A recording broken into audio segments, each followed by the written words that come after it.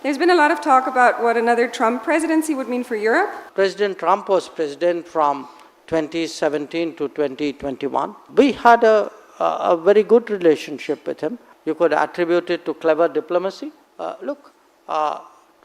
President Trump was president from 2017 to 2021. We had a very good relationship with him. He came here on a visit. My Prime Minister went there on some visits.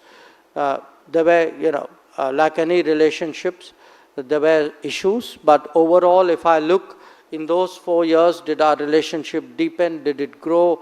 Absolutely, it did. So I'm not,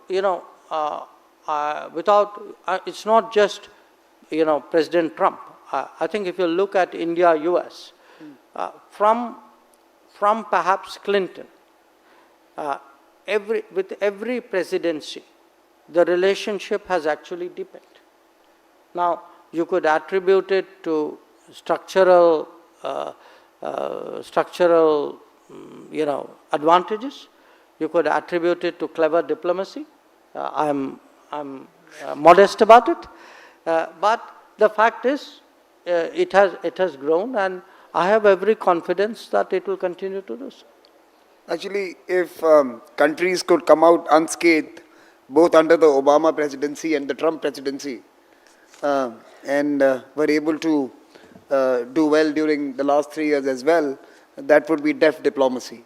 So I think Indian diplomacy deserves a round of applause, and the Indian foreign minister deserves a round of applause as well for having done well in the last years.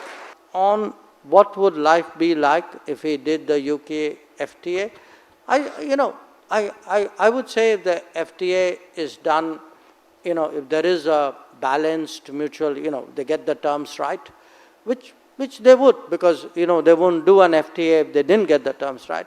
I suspect, both countries will stand enormously to benefit, because today, how do different economic production and consumption centers deal with each other is actually a very major point, and to the extent we can facilitate it, and certainly FTA is one way of facilitating it, connectivity is another way of facilitating it, digital flows is a third way of facilitating it. So the reason why we are engaged in this exercise is precisely because both of us see a lot coming out positively from that FTA.